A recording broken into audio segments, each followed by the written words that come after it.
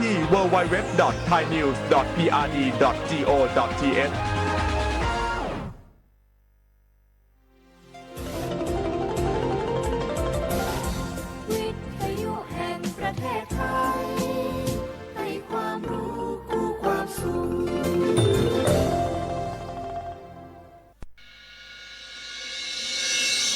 สถานีวิทยุกระจายเสียงแห่งประเทศไทยจังหวัดเชียงใหม่ AM 1476 กิโลเฮิรตซ์สถานีวิทยุภาคภาษาชาติพันธุ์แห่งเดียวในประเทศไทยที่มีความทันสมัยเชื่อถือได้สร้างอัตลักษณ์กลุ่มชาติพันธุ์สู่สากลนกกระดาษจากทั่วภูมิภาคที่คนไทยทุกคนช่วยกันพับขึ้นมาส่งไปแจกจ่ายให้กับพี่น้องชาวไทยใน3จังหวัดภาคใต้ย้อนกลับไปเมื่อปี 2547 รัฐบาลในสมัยนั้นมีแนวทางยุติความรุนแรงด้วยการเชิญชวนคนไทยทั่วประเทศพับนกกระดาษกว่า 62 ล้านตัวนำไปโปรยจากเครื่องบินสู่พื้นที่3จังหวัดชายแดนใต้เพื่อเป็นสัญลักษณ์ถึงการรวมพลังของคนทั้งประเทศที่ได้ส่งแรงใจให้กับคนในพื้นที่จังหวัดชายแดนภาคใต้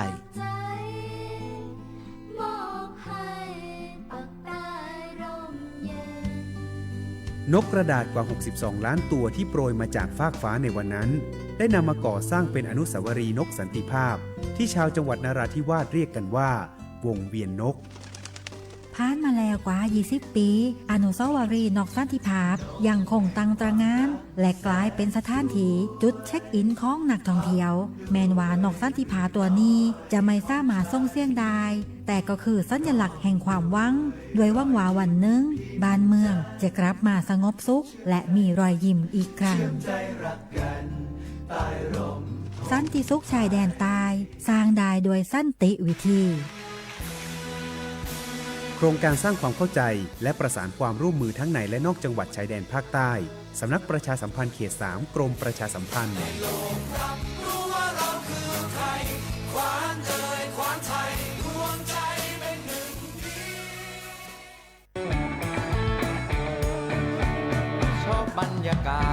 มาพี่ชนแม่วันนี้ปาร์ตี้กันให้สุดๆกันไปเลยจัดไปไหมเมาไหมครับโอ้พ่อกลับบ้านได้แล้วเดี๋ยวพรุ่งนี้ก็ต้องไปส่งลูกไปโรงเรียนแต่เช้าอีกจะดื่มอะไรนักหนาเนี่ยนะตื่นไว้อยู่แล้วจะอะไรกันนักกันหนาขอสนุกกับเพื่อนนิดนึงไม่ได้หรือยังไงฮะ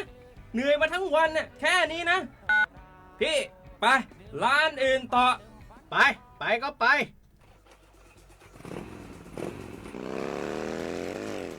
เฮ้ยพี่ทำไมรถคันนี้มันขับช้าจังเลยเนี่ยแซงไปเถอะแซงเลยแซง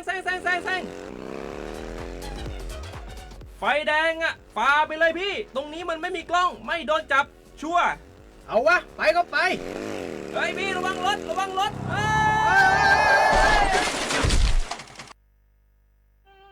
บนท้องถนนการตัดสินใจพลาดเพียงครั้งเดียวอาจหมายถึงความสูญเสียอย่าให้ความสนุกเพียงชั่วครู่กลายเป็นความเศร้าชั่วชีวิตด้วยความปรารถนาดีจากสำนักประชาสัมพันธ์เขต 3 กรมประชาสัมพันธ์บุกกี้ดูนี่สิข่าวรับสมัครไปทำงานต่างประเทศเห็นว่าจ่ายทั้งค่าตั๋วเครื่องบินให้ที่พักฟรีแถมมีโบนัสตั้ง5 เท่าของเงินเดือนมีเงินส่งให้ที่บ้านสบายเลยแต่เขาขอค่าดำเนินการเป็นแสนใช่ไหมแล้วก็ให้กรอกข้อมูลส่วนตัวแอดไลน์สแกน QR Code ด้วยรู้ได้ไงอ่ะกำลังจะโอนเงินไปพอดีเลยก็ตอนนี้นายหน้าเถื่อนกำลังระบาดหลอกไปทำงานต่างประเทศรายได้ดีมีสวัสดิการเลิศพี่สาวฉันโดนมากับตัวเสียเงินเป็นแสนแทนที่จะได้โกอินเตอร์โหแบบนี้ก็พังหมดสิขอบคุณนะที่เตือนเกือบไปแล้วไหมล่ะเราคิดให้ดีก่อนเชื่อเช็คให้ชัวร์ก่อนแชร์แยกแยะข่าวก่อนตกเป็นเหยื่อไม่เชื่อไม่รีบไม่โอนโดยสำนักประชาสัมพันธ์เขต 3 กรมประชาสัมพันธ์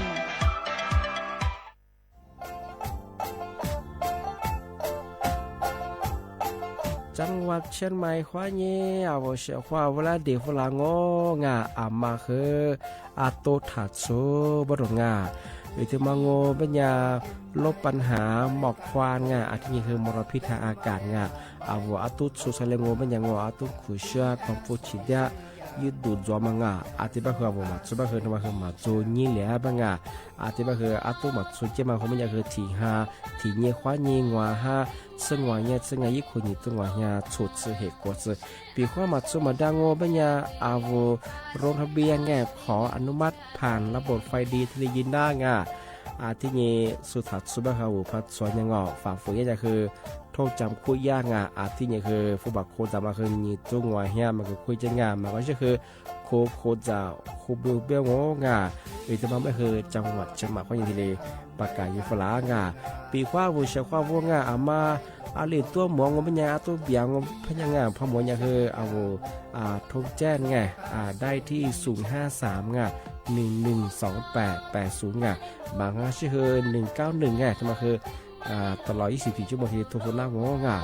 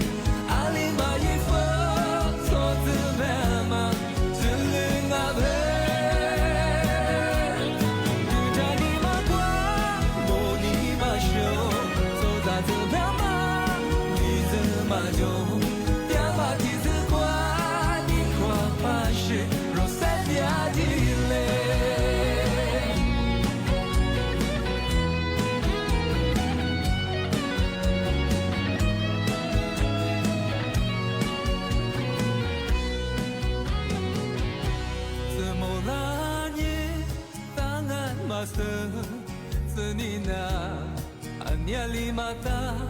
mola kolanya tanga 色阿里玛哟，朱皮罗加玛提巴扎布拉，莫拉尼玛修阿里玛哟，塞周瓦亚玛提巴扎布拉，米内特斯。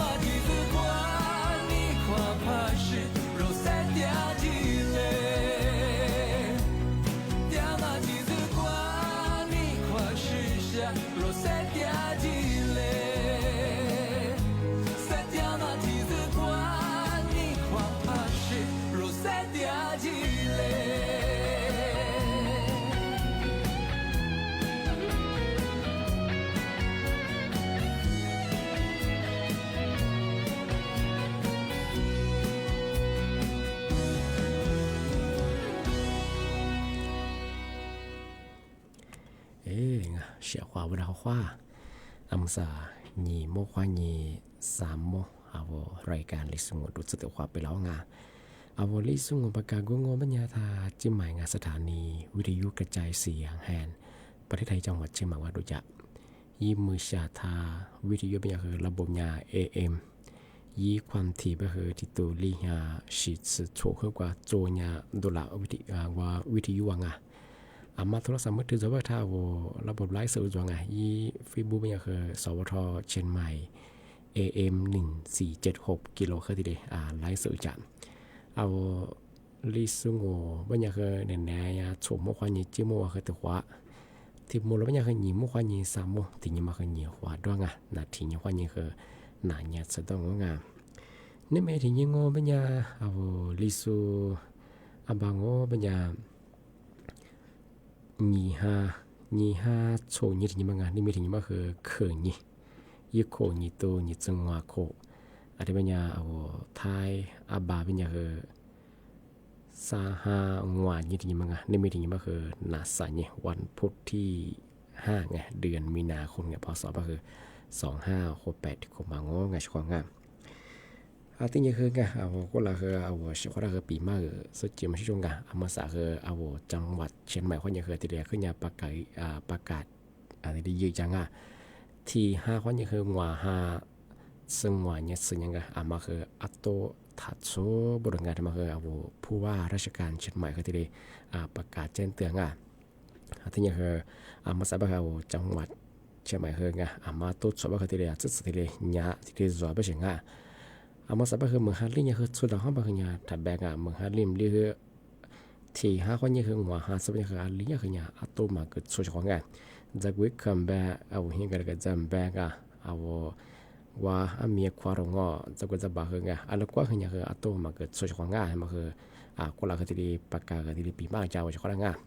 อัตโตสุดสลงก็คือยี่แบบอัตโตขุเชียงความผู้ชิดเดียบก็คือยี่มรพิษมั้งมีที่มีฮิชามามีมาเคยยืดดุมาโจชิงแกมีอาศัยบ้าเคยยืดที่ค่า PA 2.5 มาเพื่ออะไรอันนี้บ้าเขาหลอดสูบบ้าเขาที่นี่ก็ดูชาหาบ้ากับปากกามีสมมติเยอะบ้าเขาเอาชาหาเสร็จบ้ายืดดุที่มีฮิชามาบ้าเขาบ้าเขาเอาชาหาเสร็จการสุกุลที่กูมีคือ น่าจะพิจารณาเกลียน่างอจะคือเช่นนั้นเขาจะว่าเอามาเรียนสกิลในช่วงงานก็คือ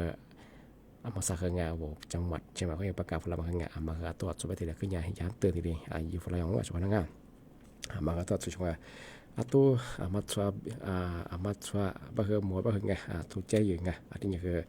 ตัวลูกความเบียดบ่คือถูกใจนะว่าช่วงงานที่เต็มบางโง่ไม่ยังไงนี่ไม่ถึงหรอกคือทายามาสำนักงานกรมอุตุนิยมวิทยางานมันก็ยาแจ้งเตยมาคือยังไงวันที่วันที่6วันที่7วันที่8ไงโซนี่ข้อนี้เห็นยังไงเอาโซนภาคเหนือก็คือพายุฤดูร้อนไงที่ซาชาไงที่นี่คือมีหิมะหาเยอะงอหัวเสียมาเมื่อหาเรียบมาที่จบไปถึงไงบางพื้นที่ไงยังก็คือที่วันที่6ยังคือสั้นที่ยังไม่เคยยากกดดันมันยังคืออะไรเงี้ยคือจังหวัดพิษณุโลกไงอันนี้คือจังหวัดพิจิตรไงอันนี้คือจังหวัดพิจิตรบุรีไงทำไมคือสั้นเนี่ยคืออะไรเงี้ยคือยาไอ้กวนเนี่ยคือมีหิมะหาเยอะมากงอหัวเสียมากุเปียมาหาที่เรียบมาไงมาอยากที่แจ้งเตยฝรั่งงานอันที่แบบคือคือวันที่7วันที่8ซึ่งไงสิ่งนี้วันนี้เห็นเนี่ยก็คือเอาจังหวัดเชียงใหม่ถึงกาอาทิตย์จังหวัดลำพูนถึงกาอาทิตย์จังหวัดลำปางไงอาทิตย์จังหวัดแพร่อาทิตย์จังหวัดน่านไงอาทิตย์จังหวัดอุตรดิตถ์ถึงกาไงอาทิตย์จังหวัดสุโขทัยไงอาทิตย์จังหวัดตราดอาทิตย์จังหวัดกำแพงเพชรไงอาทิตย์จังหวัดพิษณุโลกไงอาทิตย์จังหวัดพิจิตรอาทิตย์จังหวัดเพชรบูรณ์ไงตัวเป็นอย่างที่สิ่งนี้วันนี้คือเห็นยังไงสาหัสคนนั้นไงมาคือเนี่ยที่มีหิโลหะเยอะมากอ่ะมีเหี้ยคือเยอะเนี่ยคือขวดเชียมาเมื่อเรียกมาที่รีจบไปถึงไงบางว่าที่งอเบลก็ละมั้งไงที่จะมาคือพัฒนาคือไงเจ้าของงานมาคือเนี่ยคือดูสบายคือที่เนี่ยฝาละงอเอาไว้สมมติจะสบายไงสามเมื่อเรียกมากุเปียมีหิโลหะเยอะมากคือกับปากกับเมียตะเกียจังอ่ะมาคืออันตรายมีเช่นอาจจะมีหิเยอะมากคือซึ่งแบบตู้ไฟฟ้าดงอยป้ายดงอยบิวตี้ละมังอ่ะมาเกินนั่งอ่ะอาทิตย์นี้ครับผมสมมติจะจับมุกเปียจับแล้วคือเปียหรือว่าคือเชื่อมาเกินนั่งอ่ะมาอาทิตย์นี้แล้วมาเล่าว่าอย่างของงานมาคือยาติดเจนเต็มฝรั่งอ่ะผมโลชิสมบัติคือกูทิ้งยังมังอ่ะผมสมมติจะว่าคือไงปีความมีหุ่นหายจะคือเหมือนฮันเรียบว่าคือโลชิว่าคือยังไงเลยคือเลยกลางอ่ะหมดที่ใกล้เชื่ออาทิตย์นี้คือตัดต่างเนี่ยเชื่อก็ตัดชิ้นมีของอ่ะผมปีความฮันเรียนจากคนสุดเหลือมาคือถึงมาสัจจิชังครับที่ถึงมาโง่ไม่ยามาคือที่ถึงมาปีมาคือสุดจริงใช่เว้ยชอบดังงานแต่ก็ละเมถึงยังไงเมเนี่ยสาหาลียังไงสาหาลีนี่แทงโง่ไม่ยาเทียกองกำลังผ่านเมืองไงโดยกองร้อยทหารม้าที่3ไงอันนี้มาคืองานหน่วยเฉพาะกิจไงชายอนุภาพเป็นไงยามก็คือได้รับแจ้งไงจัดแลนข่าวงอว่ามือคือว่าไงยะเธอมุสืออย่าพี่งอทีแม่จะสู้ที่จะสู้ทีเดียวข่าวมันหมดไปถึงไงที่ไปย่ากองกำลังผ่านเมืองไงที่ย่ายิงอยู่คือที่ลาดตระเวนงอยิงที่กับกูนี่ถึงไงการย่าแบบคือว่าย่าหน่วยข่าวไงย่าแจ้งของเราที่ชุ่มไงที่มุสือหมดสัญญาคือซูมเมื่อมันยังอะไรเนี่ยคือลีแชส์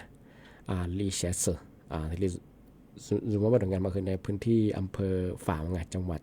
เชียงใหม่ไงมาคือเมริกาไงเอามาสั่งเมื่อคืนนี้กองกำลังผ่านเมืองไงที่คือดูกองร้อยทหารม้าถึงไงสู้ทหารถึงไงที่วันเมื่อเคยจะสู้ที่ยากคือที่นี้ก็ถึงไงที่การสู้ยองไงที่เอาหมดสื่อเลยสู้ทั้งไงที่นี่คือทหารมลบ้าคือแกเตือนมาคือจงที่นี่คือซูมไม่คือยังบ้าคือลีแชสไงลีแชสก็ยังคือที่ยิงว่ากระเป๋าไม่แล้วมาคือที่กระเป๋าไม่คือยังที่แชก็ได้ของไงอันนี้คือลีมัสที่ลีซูมไม่ใช่ไงที่นี่คือโปเธอของไงมาคือถึงมาข้อมูลงานมาคือถึงมาซื้อใช้จากจากนั่งไงที่บ้านมันยังคือมือสั่งคือรัฐบาลยังคือที่เดียขึ้นยังประกาศยังไงยังแบบคือที่กล่องลีฮางอลีฮัมเป็นยังคือลียังคือมุสแบงออย่าพิมพ์แบที่พิกมาเยี่ยมว่ามันคือยังลียังคือมีเฉยๆที่เดียชาดิจีใช่ไหมถึงไงช่วงสงกรานต์ก็คือกับเบียร์ก็สุมยางอก็คือเรื่องยาเสพติดยังคือลียังคือ ทีเดียมันคือมีอะไรจะไปเชิงไงมันคือรัฐบาลยาทีเดียขึ้นยาทีเดียยี่ป้อมมันคือทีเดียไปแจกเชิงไงมันคือถึงมาไม่เชิงไงที่บ้านยาคือวัวเช่าไงมาปีข้าววัวที่กลมหมายถึงว่าพัดซุบแบบคือไงมันคือทาฟูเงาะทาฟูทาโซยิเงาะทาชื่อทาจ่าเช่าไงวัวยี่วุ้ซุ่มแบบยี่สุ่มแบบคือไงมีหนังเช่าไงพัดซุ่มแบบคือไงมาเจรังแบบคือเจ้าพัดซุ่มแบบคือคูเบียวคือไงที่จะเลือกจับแบบคือไงไอ้ซุ่มมาตัวรองมาเปียวเช่าไงชุดเปียวเลยไงวิจัดโซยี่วุ้ซุ่มวิจัดโซแบบคือเจ้าจากตัวชื่อเป็นอย่างคือยี่พันเมลยี่พันตัวเลยยี่พันเมลก็คือตัวซาจากของงานตัวซ่องก็คือว่าจะเสด็จว่าจะรวมจะก็คือฟุตบอลจะก็คือจะแสดงมาของจ่างอจะสู้กับฟูงานอีกมาคือยังมาขายจากของงานมาคือว่ากูเดือดเบี้ยมาเลยงานอาจจะก็คืออะไรมาจากตัวยี่แม่มายี่ฟ้ามาจากเนี่ยสุขภาพมาค่ะก็เลยไม่เคยทัดจ่าทัดโดนานแล้วไม่เคยหนาง่ายของการไทยยิงเอาที่เลี้ยไปคือเนี่ยเอากูเดือดคือเนี่ยน่าจะพิจารณาจุดเลยช่วงไงเอาจุดกูเดือดมาคือมาเขากูเป้าคือข้ามาคือเนี่ยงอจากแสดงจุดแสดงว่าคือจูก้ายี่ไปคืองอสุขภาพคือเนี่ยเบี้ยงแต่ที่ไปคือเอามาตัวชีพายจะไปคืออามินหนาง่ายของงามาจุดงาพันธุ์มันไปคือคูเบียงอนูคดีโจงอาจารย์นู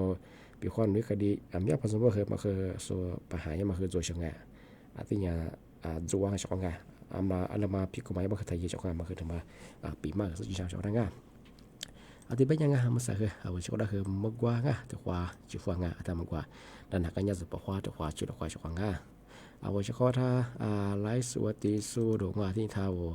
วิธียุคว่าตีสู้งานพลาสุดก็คือข้อความงงช่องมันก็ใจน่าจะว่าคือ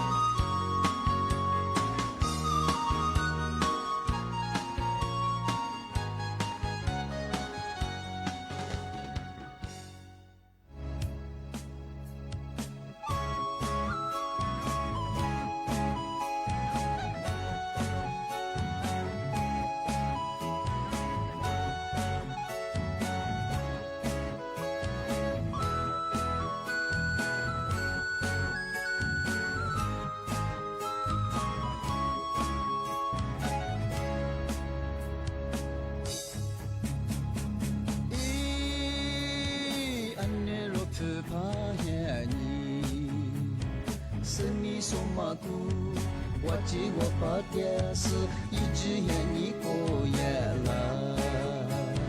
记不多咋个去错开开，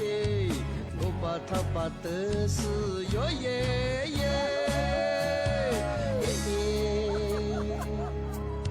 我们不是个几天。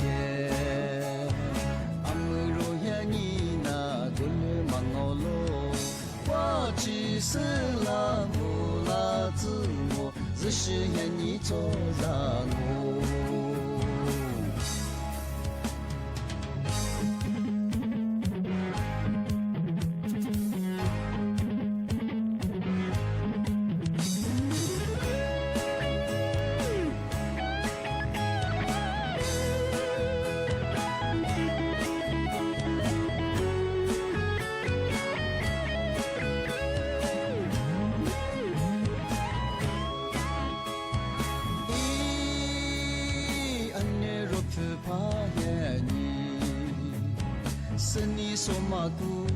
我记我把电视一直演你过眼了，记不多咋个去错开开，我把他把的是哟耶耶，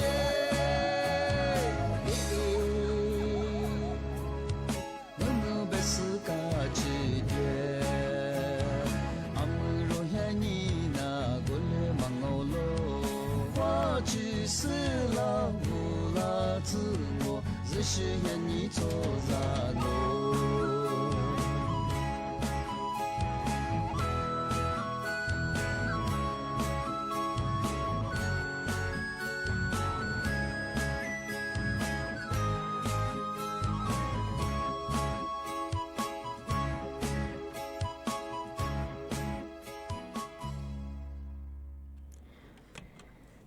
ตีนี่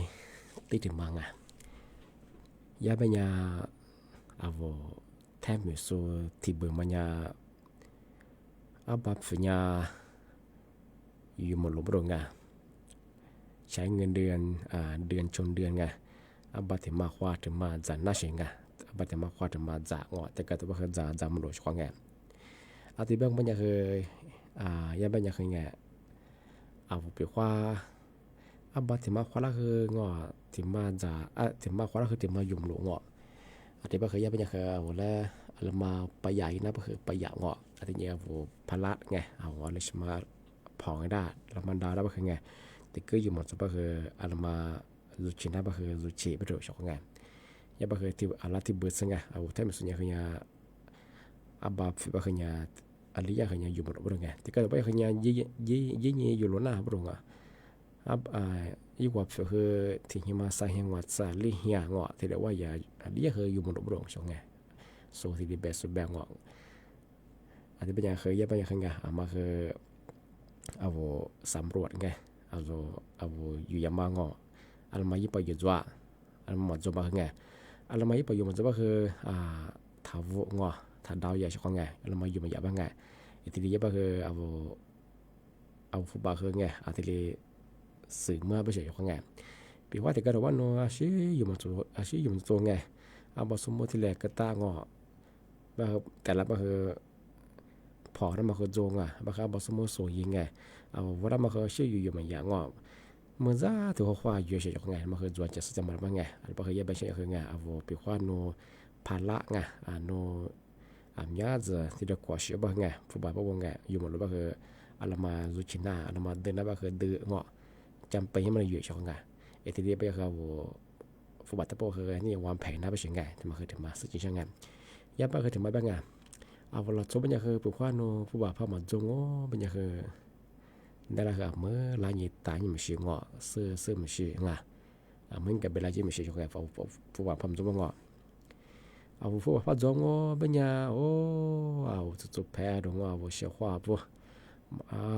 ก็ลาตัวขวาลำจะมาคือกับเบลล่าเงาะกับเบลล่าจะเสมาฟูกลาเงาะจุดพัมยามาเอาผู้ว่ามันจุดแถบคือถือว่ามันเราเอาชิดจุดแถบมันละบ้างไงยาไปคือหลักสุดผู้มาคืออันนี้ฮอตส์จริงใจมันจริงใจมันคือกว่าอาชีพมันจุกแทงอ่ะเอาชิจุ้ยแทงอ่ะเอาคือซาแทงมาวันแรกลายนี้และไปช่วยนี้จวดละมันเนี่ยกูถือมันก็เงานั่นแหละคือจริงใจมันวันนี้ชื่อจามันอ่ะหลักส่วนจะมาคือความเฮี้ยไปจบไงเอามาพักซื้อใช่ไหมคือไงเอาทีนี้ไปเยอะก็คือเอาคือตีนตัวเราไปถึงไงปีว่าโนพวกแบบผู้ว่ามันจุบก็คือด้านประเทศหลายนี้นั่นตาลามาบอกว่าช่วยเรามาคือมันจุชกไงมีอย่างนี้ไม่ใช่ไงยิ่งเนี่ยคือจงถึงว่าย่าคือวันละที่ยี่จอมไงมันจุดป้องกันไงอาจจะว่าคือผู้บ่าวคือไงย่อย่าเกี่ยวชกไงอาจจะว่าคือว่ามันแม่จะโซ่ไงเอาอับบับฝืนก็คืออับบับฝืนยี่สิบก็คือเอากดอยู่กูเมียว่าเฮียคือแต่สำรวจยังไงอันมาแต่ก็อยู่มายาก็คือมาจำเป็นก็คือถ่ายอยู่ว่ามีถ่ายว่าแล้วมาวันจะได้คือวันจะกางอาทิตย์ยังคือผู้บังคับจุดสะงอที่มาคือจะมาอาทิตย์ปีมาใช้ของงานอาทิตย์แรกก็ไม่ใช่ของงานที่มาคือเที่ยวจะผู้บัตรผู้บังงานอาทิตย์แรกอาชีพอาชีพเยอะขึ้นไงมาคือแต่ที่ซ้อนนี้อยู่ของงานมันก็ยังโนอยู่แบบกุลว่าผู้ผมจะมาคือจะงอบันผู้บัตรเวลาช่วยบังบัตรก็คือบอลลอยก็คือบอกว่าอย่างไงก็คือยิ่งสัญญาอะไรที่น่าจังที่น่าจะใจยังคือดูยงดูแลก็คือดูยังไงชกไงอันบอกยาบอกคือไงแต่วางแผนแต่ซ้อนยีเอาวัตถุไงบอกคือแต่สร้างอันนี้ยังคือบัตรบอกว่านี่คืออันนี้ยังคือเนี่ยที่ยังว่าสาดิเจงไม่ยอมคือแต่ว่าสาดิชกไงทีเดียวบอกคือเจ้าหอมตัวเชื่อคือน่าลานาที่เขาไม่ยังคือว่ามาซึ่งไงไอเทนามังไงอาจารย์วันดาราเขาเยอะๆก็คือผมจุบก็สรุปก็ช่วยไงอาทิตย์วันยังคือมาคือเนี่ยอาทิตย์ยังวางแผนเลื่อนการเงินแต่ส่วนราชการงานส่วนที่อาบัฟยินดีสมเป็นยังไงทำไมถึงมาที่ดิฉันเกิดเช่าของงานพอมางานโน้นที่หมดสอบก็คืออาบัฟท่าบัตเชียท่าหรือว่าคือที่น่าจำเป็นว่าส่วนโอ้ยมาส่วนเลี้ยมันก็วอดมาเป็นไง ที่บางเจ้าพวกมันแต่ว่าคือโอ้โหอาบัติที่นี่สับอาบัติมาโรยมาคงยามาคงยามันจะเกี่ยงไงแล้วนี่นะสถานที่นัดซึ่งไงตัวอย่างคือชาวบ้านมาคืออัติยาวันภัยยังไงแล้วมันก็มาอยู่จบก็คือถาวรเงาะมาคือที่มาใช้เกี่ยวกับอาทิตย์แบบวันนี้ชาวบ้านนี่มีที่มูลค่าเงินแต่ละปีมาคือที่แลนด์จงอาทิตย์ก็คือเสน่ห์เนี่ยสมมติว่านี่จีมัวคือทุกความมูลค่าง่ะนี่มีรายการลิสุงประกาศกุประทานเจ้าหมายสถานีวิทยุงานกระจายเสียงแทนประเทศไทยจังหวัดเชียงใหม่ด่างอ่ะอาทิตย์ท้าวเฟซบุ๊กคือไลน์ยังบ่คือยิบผิดยังคือสวทเชียงใหม่ไง AM 1476กิโลคือที่ไลฟ์สดยังไงไหนๆบ่คือสมมติว่านี่จีนโมงอ่ะถิ่นแน่นอนอาทิตย์ที่หมดแล้วบ่คือนี่เมื่อว่านี่3โมงเอารายการลิสุงจะคือนาทีเนี้ยว่านี่นาเนี้ยซะทีนี้นี่ดงอ่ะมาคือมาทีดีสดช่องงามอาทิตย์เป็นยังไงเอาว่าเฉพาะทางวิทยุน่าจะโซไลฟ์สดที่สุดแล้วนั่นแหละคือบุงอ่ะเอาว่าเฉพาะทางเงินตัวชีวิตมาผู้ใจชีวิตว่าคำนี้ว่าจริงไงทีนี้ก็อย่างว่าขึ้นด้วยคือไงอะไรก็เยอะมาก็เดี๋ยวมากว่าชีวิตดูแลสุขภาพเยอะไงว่าโลชิโซไม่อย่างไงแหล่งแหล่งหมดชีวิตการชีวิตจะกู้ตัวนี้โลชิไงโลชิแบบคือจู้เชื่อไงบางวันเนี่ยว่าโลชิคือโทรศัพท์นี้กันเนี่ยมาเงาะอาจจะโหลดละคือมาซื้อว่าไฟแดงคือมาตัวนี้เจ็บว่าจะโหลดอยู่ดอกความมั่งอาจจะเสียเสร็จไปก็คือไงมาคือมาเปลี่ยนนี่มาสร้างงานไปคือว่าอยู่สมมติจะโซโลอยู่โซยีอะไรสักอย่างไงมาก็เดี๋ยวมากว่าเชื่อไงช่องงานอาทิตย์แบบไม่คือไงนี่มีถึงเราขนาดปีมากมาคือที่แดนจั่วให้มาคือสั้นแน่เนี่ยสมมติว่ายังไงเจโมคือความมูลค่างาเอาไว้ช่วงนี้มีคือทัดจางนี่นะเที่ยวงาข้อความสวัสดีครับ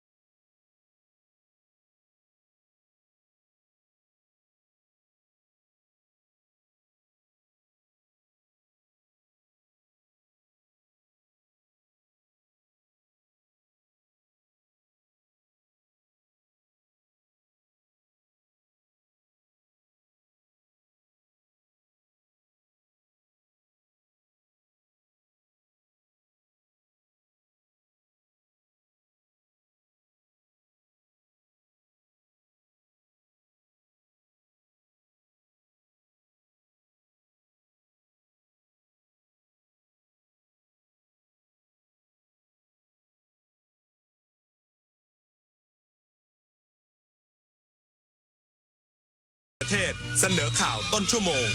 รู้เร็วรู้จริงเกาะติดทุกสถานการณ์